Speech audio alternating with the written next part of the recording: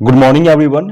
Welcome to study एक आत्मकथा। आज है 16 मार्च और आज की इस वीडियो में हम 16 मार्च से रिलेटेड करंट अफेयर्स के जितने भी इंपॉर्टेंट क्वेश्चंस होंगे वो सारे के सारे पूरे डिटेल में डिस्कस करने वाले हैं। हर क्वेश्चन से रिलेटेड मैं आपको इंपॉर्टेंट फैक्ट्स भी बताऊंगा। वीडियो में पूरे पेशेंस के साथ एंड तक बने रहिएगा। अगर आप किसी भी गवर्नमेंट एग्जाम की तैयारी कर रहे हो तो उसी के पॉइंट ऑफ व्यू से इस चैनल को क्रिएट किया गया है। अगर अभी तक आपने इस चैनल को सब्सक्राइब नहीं किया तो चैनल को सब्सक्राइब कर लेना, बेल आइकन को प्रेस कर लेना, क्योंकि आपको हर दिन इस चैनल पे इसी तरह डेली करंट अफेयर्स की अपडेट्स मिलती रहेंगी। आइए अब वीडियो स्टार्ट करते हैं। जैसा कि कल तक हमने पढ़ लिया था कि रेडियो जीपीटी आर्टिफिशियल इंटेलिजेंस द्वारा संचालित दुनिया का पहला रेडियो प्लेटफॉर्म बना।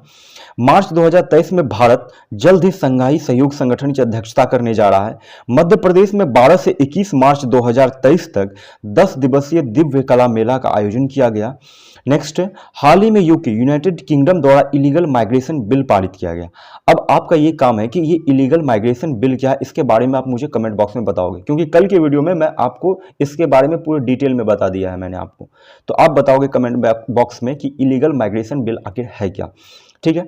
नेक्स्ट है मृत्युंजय शर्मा, ये भारत के राष्ट्रपति के ओएसडी के रूप में नियुक्त हुए। सुरेखा यादव भारत की semi high speed Vande Bharat express train की पहली महिला लोको पायलट बनी, सुरेखा यादव। ठीक है। हैरी ब्रुक, इन्होंने फरवरी महीने के लिए मेंस ऑफ द मंथ का अवार्ड अपने नाम किया। हाल ही में इंडोनेशिया में हुआ माउंट मेरापी ज्वालामुखी का विस्फोट। नेक्स्ट है ज्ञान चतुर्वेदी को के बिरला फाउंडेशन द्वारा व्यास सम्मान 2022 से सम्मानित किया गया। जल्द ही एशिया का सबसे बड़ा ट्यूलिप गार्डन जम्मू कश्मीर में खुलने जा रहा है। ये वो 10 के 10 क्वेश्चन है जो हमने कल डिस्कस कर लिए थे। अब बात करेंगे हम आज के कुछ इंपॉर्टेंट क्वेश्चंस के बारे में। आज की इस वीडियो को स्टार्ट करने से पहले जितने भी क्वेश्चंस मैं आपके साथ डिस्कस करने जा रहा हूं वो सारे के सारे इंपॉर्टेंट हैं, सेलेक्टेड हैं। आप वीडियो को पूरे पेशेंस के साथ बिना स्किप किए हुए एंड तक जरूर देखिएगा। हर क्वेश्चन से रिलेटेड मैं इंपॉर्टेंट फैक्ट्स भी मैं आपको बताता चलूंगा। ठीक है। एंड वीडियो को पूरा देखने के बाद आपकी जो भी क्वेरीज होंगे, जो भी ओपिनियन होंगे इस वीडियो के रिगार्डिंग, आप मुझे कमेंट बॉक्स में कमेंट करके बता सकते हो। आज का पहला क्वेश्चन है, हाल ही में खबरों में रहा टोरिनो स्किल किस खेल से संबंधित है? तो अभी हाल ही में किस खेल से नहीं, किस क्षेत्र से संबंधित है? तो ये अंतरिक्ष विज्ञान के क्षेत्र से संबंधित है टोरिनो स्केल। मैं आपको बता दूं, ये जो टोरिनो स्केल है इसका उपयोग मेनली या मूल्यांकन करने में किया जाता है कि यदि कोई अंतरिक्ष चट्टान जैसे कोई क्षुद्र ग्रह या फिर धूमकेतु अगर पृथ्वी से टकराए तो यह कितना खतरनाक होगा हमारी पृथ्वी के लिए। वर्तमान में देखा जाए तो अभी 2023 DW जो है एकमात्र क्षुद्र ग्रह है जिसकी टोरिनो स्केल पर 1 रेटिंग है, और यह अनुमान लगाया जा रहा है कि ये 14 फरवरी 2046 तक ये पृथ्वी से टकराएगा। और इसका आकार देखा जाए तो 2023 DW क्षुद्र ग्रह का ये एक ओलंपिक स्विमिंग पूल के बराबर है। ठीक है। और ऐसा अनुमान लगाया जा रहा है कि 14 फरवरी 2046 तक यह पृथ्वी से टकराएगा। ठीक है। आपसे पूछा जाए टोरिनो स्केल किस क्षेत्र से संबंधित है, तो यह है अंतरिक्ष विज्ञान से संबंधित। ठीक है, इसे ध्यान रखना आप। नेक्स्ट है, हाल ही में तीसरे बहुपक्षीय समुद्री अभ्यास ला परोस का आयोजन कहाँ हुआ? तो ध्यान रखना हिंद महासागर में किया गया था, जिसमें भारत, जापान, ऑस्ट्रेलिया, फ्रांस और अमेरिका जैसे देश शामिल होने वाले हैं ला परोस अभ्यास में। इस संयुक्त अभ्यास के पहले संस्करण की जो शुरुआत थी वो फ्रांस में 2019 में हुई थी। ठीक है, जिसका उद्देश्य भारत प्रशांत क्षेत्र में भाग लेने वाली नौसेनाओं के बीच समुद्री जागरूकता को बढ़ाना है। ठीक। नेक्स्ट, विश्व उपभोक्ता अधिकार दिवस कब मनाया गया? तो हर साल 15 मार्च को विश्व उपभोक्ता अधिकार दिवस मनाया जाता है। ठीक है। अब बात कर लेते हैं कि अब तक कौन कौन से इंपॉर्टेंट डे को सेलिब्रेट किया गया है। सबसे पहले आप देखो 1 मार्च को मनाया गया है शून्य भेदभाव। देखो जितने भी इंपॉर्टेंट डेज हैं होते हैं वो अक्सर एग्जाम में पूछे जाते हैं, इंपॉर्टेंट डेज के साथ उसकी थीम्स भी। जितने भी इंपॉर्टेंट डेज मैं आपके साथ अभी डिस्कस करने जा रहा हूँ आप इसे ध्यान से जरूर देखिएगा। 1 मार्च को मनाया गया शून्य भेदभाव दिवस। 2014 में पहली बार शून्य भेदभाव दिवस मनाया गया था 2014 में। ठीक है। और 1 मार्च को ही ध्यान रखना विश्व नागरिक सुरक्षा दिवस भी मनाया जाता है। यह आपदाओं और आपात स्थितियों के लिए तैयारियों के महत्व के बारे में जागरूकता फैलाने के लिए मनाया जाता है, जिसकी थीम 2023 की है भविष्य की पीढ़ियों की सुरक्षा के लिए दुनिया के अग्रणी उद्योग विशेषज्ञों को एकजुट करना। ठीक। नेक्स्ट है, 3 मार्च को मनाया गया राष्ट्रीय सुरक्षा या राष्ट्रीय रक्षा दिवस, विश्व वन्यजीव दिवस और विश्व श्रमिक दिवस। ये मनाया गया 3 मार्च को। विश्व वन्यजीव दिवस 2023 की जो थीम है वो है partnership for wild life conservation. 1 से 7 मार्च के बीच मनाया गया जन औषधि दिवस। 4 मार्च को मनाया गया राष्ट्रीय रक्षा दिवस, सुरक्षा दिवस और विश्व मोटापा दिवस। राष्ट्रीय सुरक्षा दिवस की थीम जो है 2023 की वो है आवर एम जीरो हार्म। और राष्ट्रीय सुरक्षा दिवस की जो शुरुआत हुई थी 1972 में हुई थी। और विश्व मोटापा दिवस 2023 की थीम है changing perspective, let's talk about obesity. ठीक है, सो थीम के साथ आप याद रखिएगा उसे। 5 मार्च को मनाया गया विश्व लेखक दिवस। 6 मार्च को मनाया गया विश्व टेनिस दिवस। 8 मार्च को मनाया गया अंतर्राष्ट्रीय महिला दिवस और नो स्मोकिंग डे। अगर आपसे पूछा जाए कि अंतर्राष्ट्रीय इंटरनेशनल वीमेंस डे कब मनाया जाता है तो 8 मार्च को। अगर नेशनल वीमेंस डे की बात की जाए तो वो 13 फरवरी को मनाया जाता है, क्योंकि 13 फरवरी 1879 सॉरी ये 1979 हो गया आई थिंक, 1979 को सरोजिनी नायडू का जन्म हुआ था और वो कांग्रेस की पहली महिला अध्यक्ष बनी थी। ठीक है, और ये जो नो स्मोकिंग डे है इसकी जो थीम है 2023 की वो है stopping smoking improves your brain health. ठीक है, 10 मार्च को मनाया गया CISF स्थापना दिवस और अंतर्राष्ट्रीय महिला न्यायाधीश दिवस ये मनाया गया 10 मार्च को। 14 मार्च को मनाया गया अंतर्राष्ट्रीय पाई दिवस। ये जो पाई आप पढ़ते हो गणित में, जिसकी वैल्यू 22/7 या फिर 3.14 होती है, ये पाई दिवस मनाया गया। और नदियों के लिए अंतर्राष्ट्रीय कार्य दिवस मनाया गया 14 मार्च को। 15 मार्च आज मनाया जा रहा है विश्व उपभोक्ता अधिकार दिवस, मनाया गया 16 मार्च को मनाया जा रहा है, यानी आज राष्ट्रीय टीकाकरण दिवस मनाया जा रहा है। 20 मार्च को मनाया जाएगा विश्व खुशहाली दिवस और 22 मार्च को मनाया जाएगा विश्व जल दिवस। तो ये सारे वो इंपॉर्टेंट डेज हैं, इसे आप अच्छे से ध्यान रखना। नेक्स्ट, हाल ही में अमेरिका के किन 2 बैंकों को बंद कर दिया गया?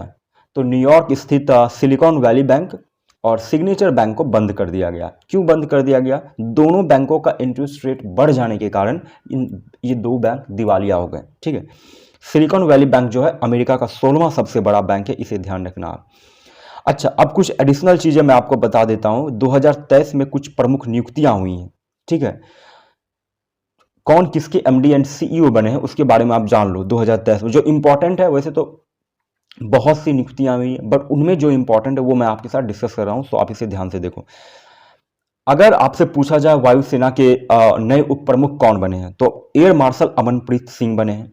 इंडियन ओवरसीज बैंक के नए MD एंड CEO बने हैं Ajay Kumar Srivastava. Bank of Singapore के CEO बने हैं जैसन मू। एशियाई प्रशांत डाक संघ के महासचिव बने हैं डॉक्टर विनय Prakash Singh. Paytm payment bank के नए MD एंड CEO बने हैं सुरिंदर चावला। अमूल के अध्यक्ष बने हैं सामल भाई पटेल। ठीक है, टाटा ट्रस्ट के CEO बने हैं सिद्धार्थ शर्मा। नीति आयोग के CEO बने हैं BVR सुब्रमण्यम। यूट्यूब के CEO बने हैं नील मोहन। एक्सिस म्यूचुअल फंड के MD एंड CEO बने हैं B गोप कुमार और टेक महिंद्रा के MD एंड CEO बने मोहित जोशी। ये सारे वो इंपॉर्टेंट नाम हैं जो हाल फिलहाल में हैं किसी न किसी बड़े कंपनीज के CEO बने हैं या MD बने हैं। ठीक है, इसे आप ध्यान रखना। नेक्स्ट क्वेश्चन है, चौथी एशियाई खो खो चैंपियनशिप 2023 का आयोजन कहां किया जाएगा? तो ये किया जाएगा असम में। 20 से 24 मार्च 2023 के बीच असम में आयोजित किया जाएगा, जिसमें टोटल 12 देश जो है पार्टिसिपेट कर रहे हैं। और 38वें राष्ट्रीय खेल 2024 का जो आयोजन होगा वो उत्तराखंड में किया जाएगा। ठीक है, चौथी एशियाई खो खो चैंपियनशिप जो है 2023 ये असम में आयोजित होने जा रहा है। ठीक, नेक्स्ट है, दुनिया का सबसे बड़ा हथियार आयातक देश बना है, तो वह है भारत। भारत देखा जाए तो 2013-17, 2018-22 के बीच जो है हथियारों का आयात 11% गिरावट होने के बावजूद भी भारत 2018 से लेकर 22 तक करीब 4 साल तक सऊदी अरब के बाद दुनिया का सबसे बड़ा हथियार आयातक बना हुआ है। फ्रांस भारत के लिए दूसरी सबसे बड़ी हथियार आपूर्तिकर्ता के रूप में उभरा है और जिसके बाद अमेरिका का स्थान है। ठीक है, इसे ध्यान रखना भारत। नेक्स्ट है, किस बैंक द्वारा विशेष महिला बचत खाता लॉन्च किया गया? तो अभी हाल ही में सूर्यदेव लघु वित्त बैंक द्वारा विशेष महिला खाता बचत बैंक लॉन्च किया गया है। सूर्यदेव लघु वित्त बैंक के जो CEO है वह है R भास्कर बाबू। ठीक है, यह महिलाओं के लिए किया गया है विशेष महिला बचत खाता, इसे आप ध्यान रखना। नेक्स्ट है, नितिन गडकरी द्वारा हाल ही में पहली बार मेथनॉल से चलने वाली बस का उद्घाटन कहाँ किया गया? तो ये किया गया है बेंगलोर में, मेथनॉल से चलने वाली बस का। ठीक है, अच्छा बेंगलोर की बात हो रही है तो बेंगलोर किसकी राजधानी, किसकी कैपिटल है? तो कर्नाटक की। कर्नाटक के मुख्यमंत्री कौन है? बसवराज सोमप्पा बोमाई। वर्तमान राज्यपाल कौन है? थावरचंद गहलोत हैं। राजधानी क्या है? बेंगलोर है। स्थापना कब हुई थी? 1 नवंबर 1956 को। अगर यहाँ के प्रमुख राष्ट्रीय उद्यान की बात की जाए या फिर वन्यजीव अभ्यारण्य कह लो आप, तो बांदीपुर राष्ट्रीय उद्यान है, तुंगभद्रा वन्यजीव अभ्यारण्य है, सोमेश्वर वन्यजीव अभ्यारण्य है, नागरहोल जिसको राजीव गांधी राष्ट्रीय उद्यान भी कहते हैं, और बीलगिरी रंगनाथन मंदिर वन्यजीव अभ्यारण्य है। ये सारे जितने भी वन्यजीव अभ्यारण्य सारे के सारे टाइगर रिजर्व हैं। अगर आपसे जीआई टैग की बात की जाए तो अरेबिका कॉफी, गुलमबर्ग तुर दाल, कोल्हापुरी चप्पल और सिरसी सुपारी को यहाँ पे जीआई टैग मिल चुका है। अब देखो कुछ इंपॉर्टेंट इवेंट्स जो अभी हाल फिलहाल में कर्नाटक में हुए हैं या फिर चल रहे हैं। देखो, कर्नाटक राज्य सरकार द्वारा जो है अपने सारे स्कूल, कॉलेज, यूनिवर्सिटी में रोजाना 10 मिनट का जो ध्यान है वो अनिवार्य कर दिया गया है। हाल ही में नौकरियों के लिए एआई आधारित कौशल पोर्टल जो है अभी कर्नाटक सरकार द्वारा तैयार किया गया है। कर्नाटक के स्वास्थ्य मंत्री हैं के सुधाकर, इनके द्वारा सभी जिलों में 114 नम्मा क्लिनिक का उद्घाटन किया गया है, जिसका उद्देश्य जो है शहरी गरीब बुजुर्गों को की देखभाल, आपातकालीन चिकित्सा सेवाएं, स्वास्थ्य जांच एवं उन्हें दवाएं प्रदान करना है। ठीक, 12 जनवरी 2023 को पीएम मोदी द्वारा, आपको मालूम होगा, राष्ट्रीय युवा महोत्सव को कर्नाटक के हुबली में संबोधित किया गया था। प्रधानमंत्री मोदी द्वारा कर्नाटक के धारवाड़ में श्री सिद्धारूढ़ा स्वामी जी हुबली स्टेशन को दुनिया का सबसे लंबा प्लेटफॉर्म बनाया है।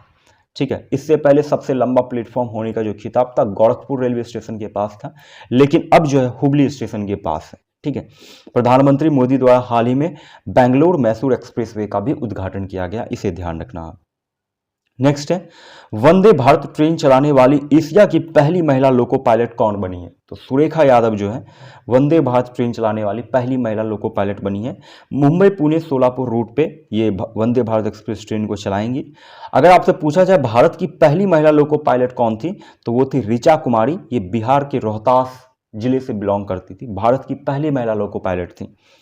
अच्छा, कुछ एडिशनल चीजें आप जान लो। आप 2023 में ना कुछ बहुत ही प्रमुख पुस्तकें लिखी गई हैं 2023 में, इन 3 महीनों के अंदर, सो उसके बारे में आप जान लो। सबसे पहली बुक है रिवॉल्यूशनरीज। ये मैं आपको बीच बीच में इसलिए बताता रहता हूँ ताकि आपको रिमाइंड होता रहे, क्योंकि आप किसी भी एग्जाम की अभी तैयारी कर रहे हो, चाहे स्टेट लेवल कर रहे हो चाहे नेशनल लेवल कर रहे हो, ठीक है, कर तो रहे ही होंगे, तो उसके लिए ये जानना आपके लिए बेहद जरूरी है। तो पहली बुक है revolutionaries the other story of how India वोन इट्स फ्रीडम। ये लिखा गया संजीव सान्याल द्वारा।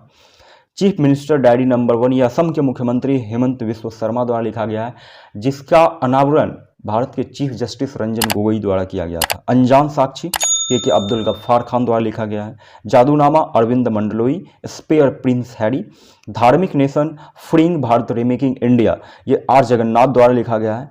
और अभी हाल ही में तमिलनाडु के राज्यपाल है RN रवि, इनके द्वारा Pandit Deendayal Upadhyay dispersion of thought और पंडित दीनदयाल उपाध्याय इंटीग्रल ह्यूमनिज्म पुस्तक का विमोचन किया गया है।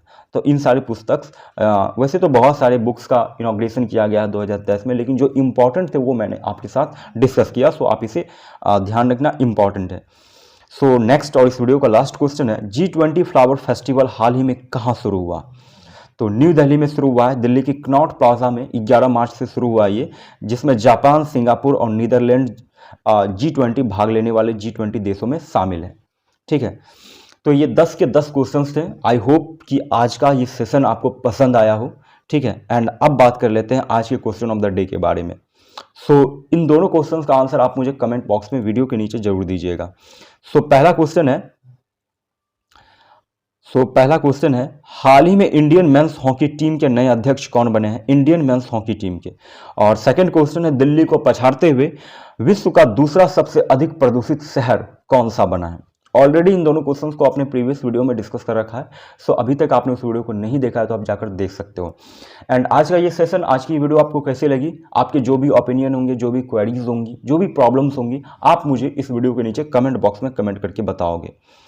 एंड आप जैसा जानते हो कि हमारा नेक्स्ट गिव अवे बहुत ही जल्द आ रहा है। जैसे ही आपके भाई के इस चैनल पे 200 यूट्यूब फैमिली जैसे ही कंप्लीट हो जाएगी, एक बहुत बड़ा गिव अवे लेकर आऊँगा। ठीक है, सो जल्दी आप इसे लाइक करना, चैनल को सब्सक्राइब करना और अपने दोस्तों में शेयर करना जो भी किसी कॉम्पिटिटिव एग्जाम की तैयारी कर रहे होंगे, क्योंकि उनके लिए भी ये हेल्पफुल हो सकती है। ठीक है, तो दबा के शेयर करना। सो आज की इस वीडियो को यहीं तक रखते हैं, मिलते हैं कल फिर से एक नए वीडियो में। तब तक के लिए जय हिंद, जय भारत।